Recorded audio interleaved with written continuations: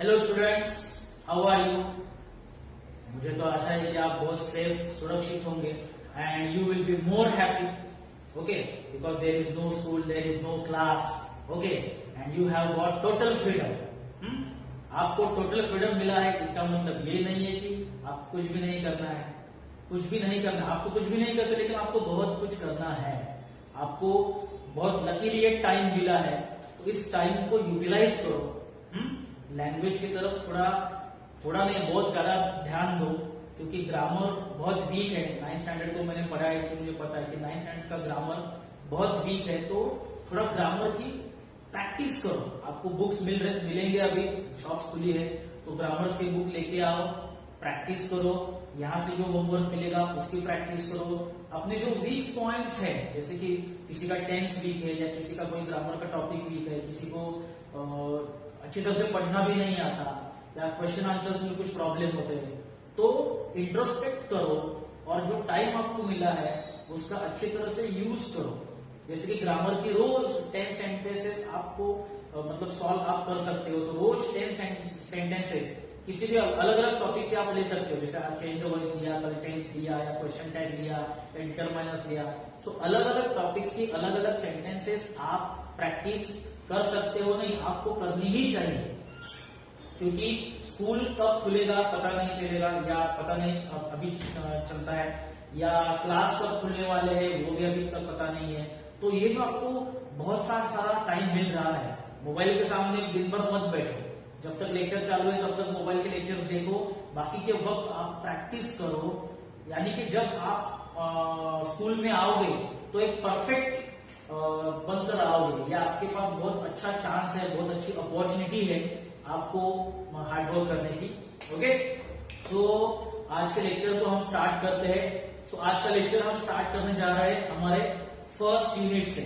जैसे आपको पता है कि 8th स्टैंडर्ड में आपको 4 यूनिट्स थे, तो 9th में भी आपको 4 यूनिट्स है। And today we are going to start our first unit, and in the first unit we are going to learn the first poem. First poem नाम क्या है? Life. Okay, simple title, life written by Charlotte Brontë.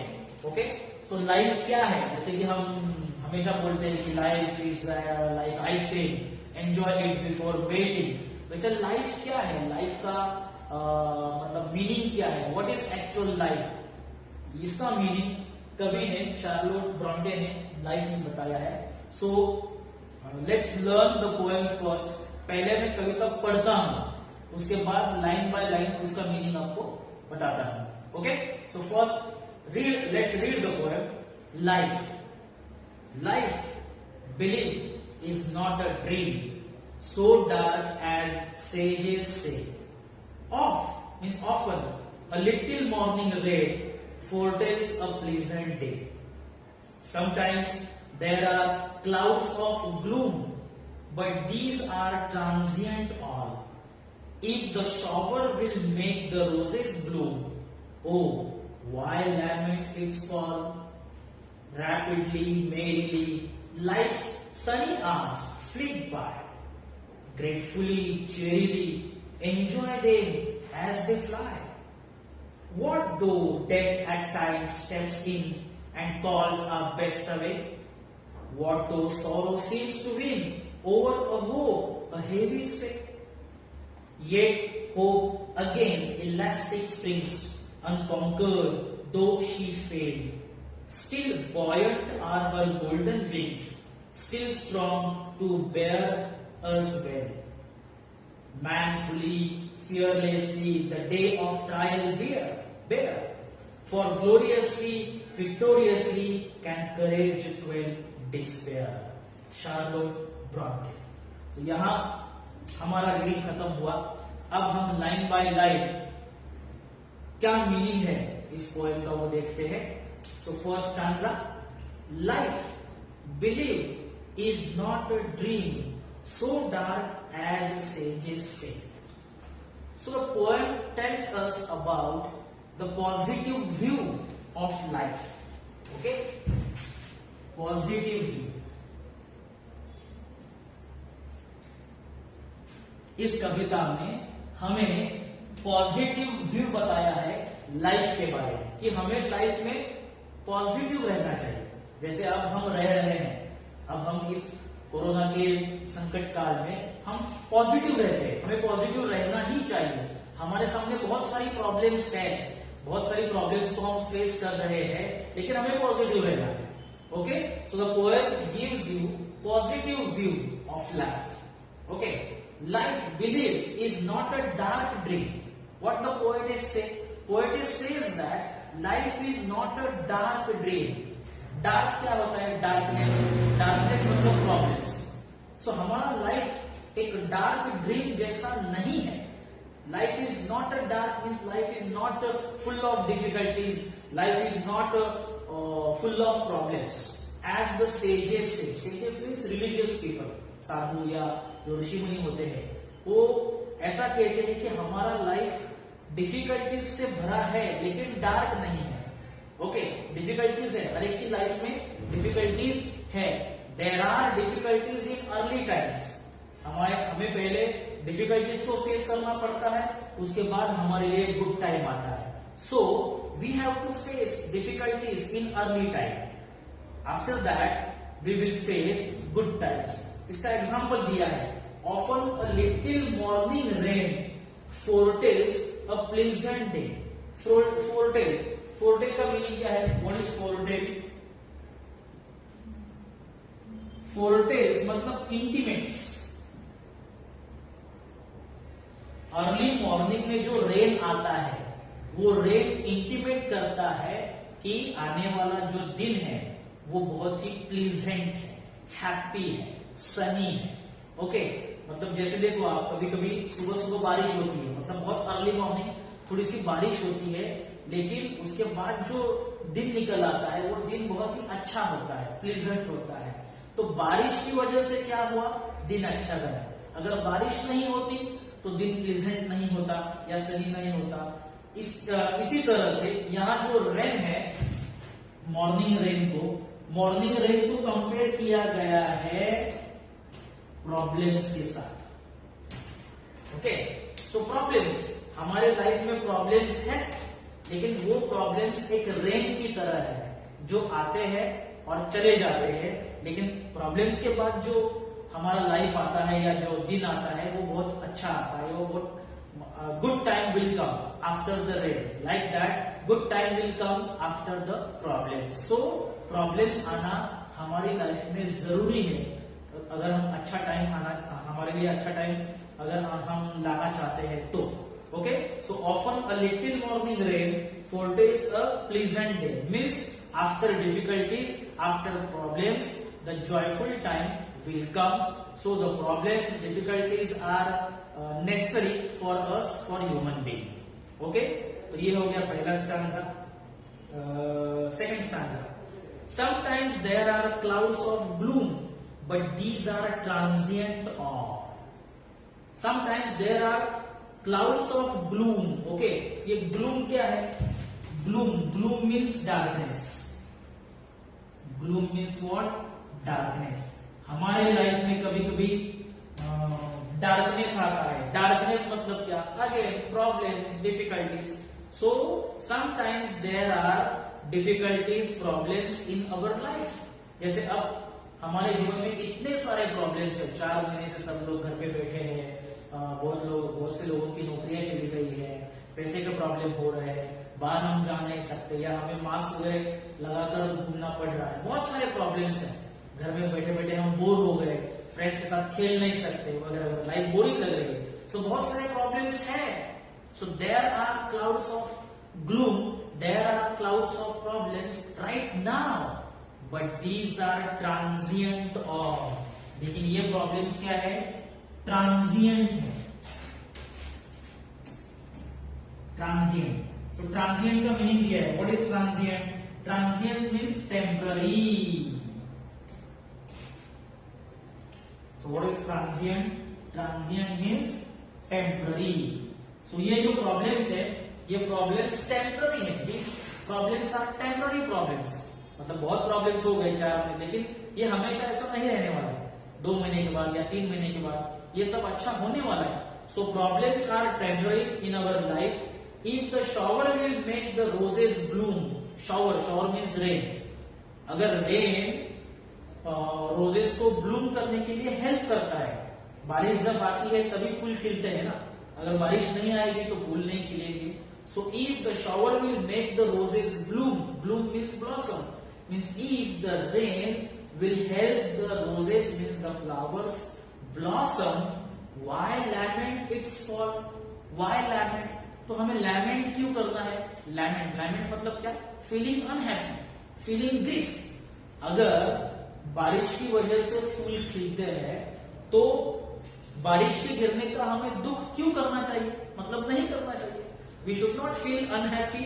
We should not feel sad for falling of rain, because rain helps flowers to blossom.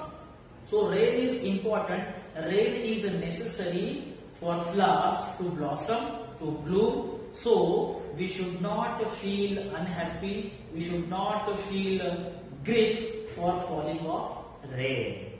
Okay, understood? Next answer. Rapidly, merrily, life's sunny hours flit by. Rapidly, merrily. Rapidly means quickly. Merrily means what? Merrily means happily. So quickly, happily, life's sunny hours. Sunny hours. Sunny hours का मतलब क्या है? Sunny hours means happy hours.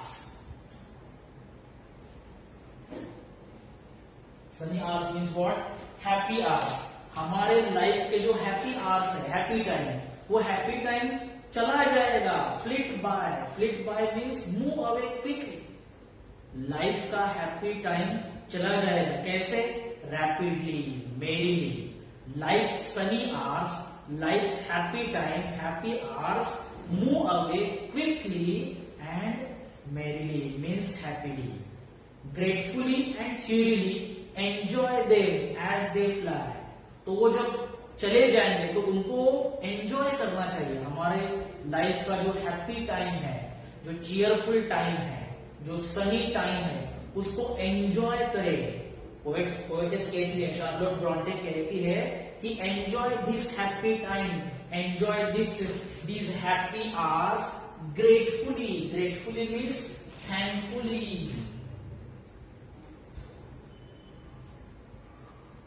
Thankfully. So हमें thankfully रहना चाहिए. We should be thankful to God. God से हमें thankful रहना चाहिए कि उन्होंने हमें ये अच्छा समय, ये हैप्पी समय हमें दिया. So we should enjoy happy hours, we should enjoy happy times. Gratefully means thankfully and cheerily. Cheerily means merrily और happily. As they fly, as they move away, वो चले जाते हैं, इसलिए इनको, इस हैप्पी टाइम को हमें rapidly, merrily, gratefully, cheerily enjoy करना चाहिए. जैसे आप बोलते हो ना, life is like ice cream, enjoy it before melting, वैसे. Okay, next. What though death at times steps in and calls our best away. हाँ, अब ये जो डेथ है, डेथ सभी की है, मतलब जो इस जीवन में आता है उसको एक ना एक दिन मरना ही है. सो इस लाइन में क्या कहा गया है? What though death at times steps in and calls our best away, means death takes away our beloved people, our dear ones. मतलब कभी कभी ऐसा होता है कि हमारे लाइफ में हमारी फैमिली के या हमारे नजदीकी जो रिश्तेदार है, जो रिलेटिव्स है, जो फ्रेंड्स है, उनमें से किसी की डेथ हो जाती है. ओके, सो उस डेथ से हमें बहुत दुख होता है, डर भी लगता है, दुख भी होता है. So we feel very much sorry, we feel sad, we feel fear about death. But ये लाइन क्या कहती है? We must accept the death of our loving people. We must accept the death of our beloved people. Death is the ultimate truth of this world. दुनिया का एक ऐसा सच है जिस सच को कोई निग्लेक्ट नहीं कर सकता या रिजेक्ट नहीं कर सकता. तो death is the ultimate truth of the life and we must accept the truth of the life. And what is the truth? Death. So we must accept the death of our loving people, the death of our beloved people. Okay, we should not lament or we should not feel bad or we should not feel fear. एक दिन सभी को मरना ही है, सो हमें इस death को accept करना है, करना ही चाहिए. Okay, what though sorrow seems to win over hope, a heavy sway. Okay, a heavy sway. sway मतलब क्या है? Controlling influence. ओके, कभी कभी ऐसा होता है कि होप को सॉरो कंट्रोल करती है. होप को सॉरो कंट्रोल करती है मतलब क्या? Hope is influenced bye sorrow. Okay, मतलब कभी कभी सॉरो मतलब ग्रीफ, दुख. ये जो दुख है, ये दुख कभी कभी होप के ऊपर हावी हो जाता है. मतलब कभी कभी हम बहुत ही निराश हो जाते हैं, हमें इतना दुख होता है कि हम उस टाइम निराश हो जाते हैं. वो मीनिंग है कि hope is influenced bye sorrow. तो कभी कभी ऐसा होता है कि सॉरो होप के ऊपर विन करती है, means sorrow is influenced by hope. But we should not feel sorrow, we should not feel grief at that time if the hope is conquered by sorrow, if the hope is influenced by the sorrow. कभी कभी हम निराश होते हैं, निराश होना स्वाभाविक है, हम निराश होंगे, लेकिन उस निराशा में एक हमारी आशा भी छिपी हुई होती है. Okay, so should the poetess wants to say that you should not be disappointed. Whenever you feel sorrow, you should not be disappointed. You should have hope for the good future, for the good times, for the happy times, because problems are temporary, and because of the problems we should not feel disappointed, we should not feel sorrowful. Okay, next. Yet hope again elastic springs unconquered, though she failed, though the hope failed, though the hope sometimes it is not, hope is not successful, but hope is like an elastic. Elastic की तरह है, मतलब क्या? Hope helps us to rise again. जैसे hope हमें help करती है, आशा हमें हेल्प करती है जीवन में फिर से एक बार उठने के लिए. अगर हम निराश हो गए या अगर हम अनसक्सेसफुल हो गए कभी कभी, तो ये जो आशा है, ये आशा हमें लाइफ में फिर से सक्सेसफुल होने के लिए हेल्प करती है, क्योंकि वो इलास्टिक की तरह है. इलास्टिक की तरह है मतलब क्या? वो एक अनकॉन्कर्ड है, वो एक अनडिफीटेड है. Hope is undefeated. Hope is not defeated by anyone. कोई भी आशा को हरा नहीं सकता. हमारी जो होप है, ये होप एक इलास्टिक की तरह काम करती है. मतलब hope helps us to rise again in our life. Means hope helps us that we should not be disappointed at all times. Okay, so hope is unconquered, hope is undefeated here, the poetess want to tell us. Still buoyant are her golden wings. Buoyant का meaning क्या है? Buoyant means that which can rise upward. Hope is the thing, or hope help us to rise upwards in our life. Her golden wings, golden wings of hope. Hope के जो golden wings है, मतलब hope कोई bird नहीं है जिसके golden wings होंगे. Hope is like golden wings.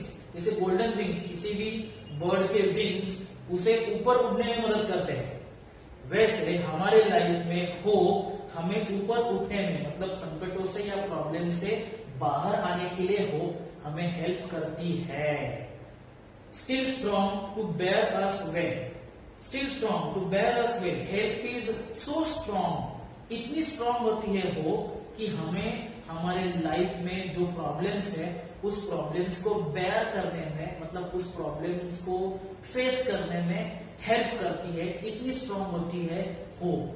So hope is so strong to face the problems of our life. It helps us to face the problems, to face the difficulties of life, and it also helps us to rise upward in our life.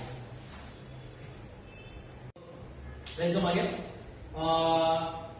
Manfully, fearlessly, the day of trial bear.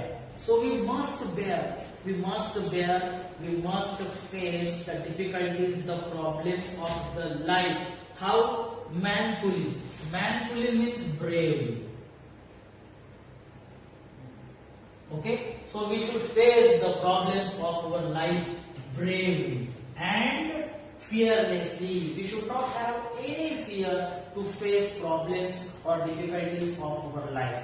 We should face, कोई भी problem हो, life का कोई भी problem हो, वो problem life से बड़ा नहीं होता. तो हमारे मन में होप होनी चाहिए और हमें इस प्रॉब्लम को एक ट्रायल समझना चाहिए. The day of trial. The day of trial means what? The time of problems we should bear, we should face bravely and fearlessly, for gloriously and victoriously can courage quell despair. Courage quell despair. Quell का मतलब क्या है? And. हमारे पास जो करेज होता है, करेज means what? धाड़स, धैर्य. ये धैर्य हमें हमारे डिस्पेयर को खत्म करने में, despair means what? Despair means sorrow और सॉरोफुल टाइम. जो हमारे लाइफ का सॉरोफुल टाइम है, हमारे लाइफ में सॉरोफुल टाइम क्यों आता है? Because of problems, because of difficulties. So courage help us. या सॉरोफुल का एक और मीनिंग ले सकते हो, misery. Okay, despair means misery और सॉरो. सो ये जो हमारी मिजरी है, ये जो हमारे लाइफ का दुख है, इस दुख को हम करेज की वजह से ही फेस कर सकते हैं. So we should have courage.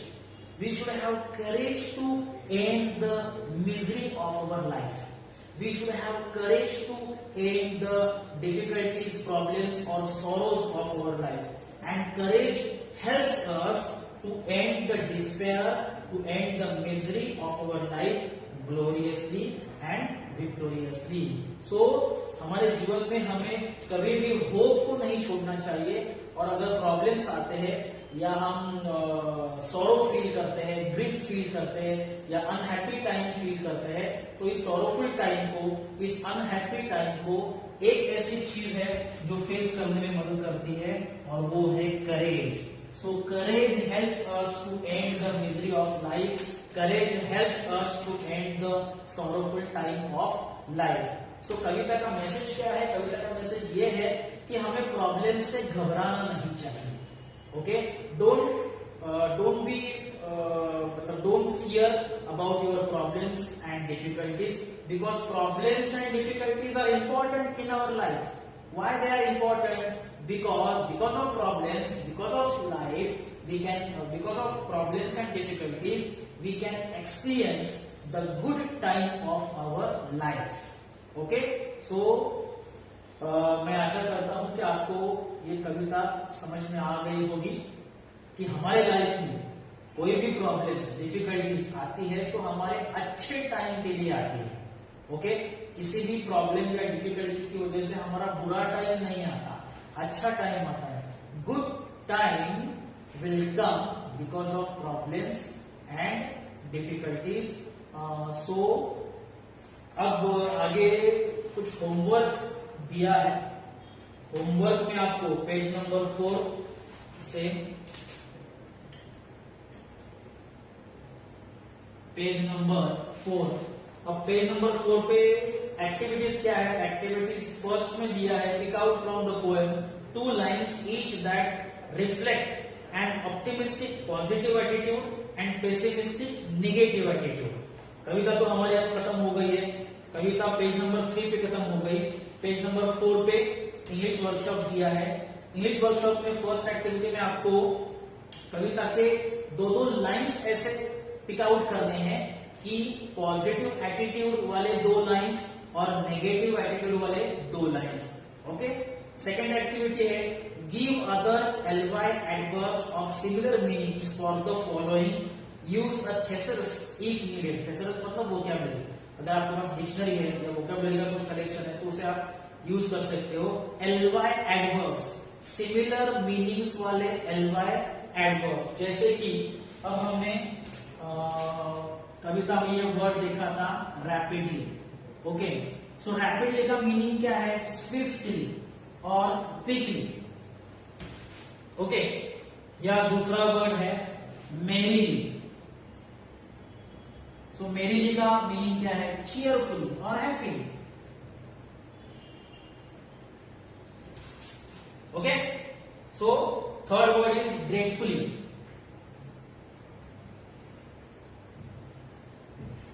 So gratefully का मीनिंग मैंने यहां दिया था थैंकफुली. सो ऐसे आपको सिमिलर मीनिंग्स वाले और एडवर्ब्स एलवाई जो हम लगाते हैं वो एडवर्ब्स आपको लिखने हैं हर एक शब्द के. ये एक्टिविटी सेकंड का काम है. This is the activity second. Third में आपको टेबल दिया है. Pick out 3 examples of interrogation means rhetorical question from the poem and explain in your words the point that each one makes. मतलब poem में जो एग्जाम्पल आपको दिया है इंट्रोगेशन का, उस इंट्रोगेशन का आपको मीनिंग लिखना है. जैसे कि मैं एक लाइन आपको बताता हूं. इसमें क्वेश्चन दिया है O why lament its fall. Why lament its fall का मीनिंग क्या है? We should not lament. We should not feel sorrow for the. We should not feel sorrow. We should not feel unhappy for the problems of our life. So ऐसे जो questions आए हैं उस question का positive meaning या negative meaning जो कुछ हो वो आपको एक्टिविटी 3 में लिखना है. Activity first, activity second and activity third. आपको जितना आप कर सके उसे करने की कोशिश करो. तो यहाँ हम हमारा लेक्चर खत्म करते हैं. Thank you.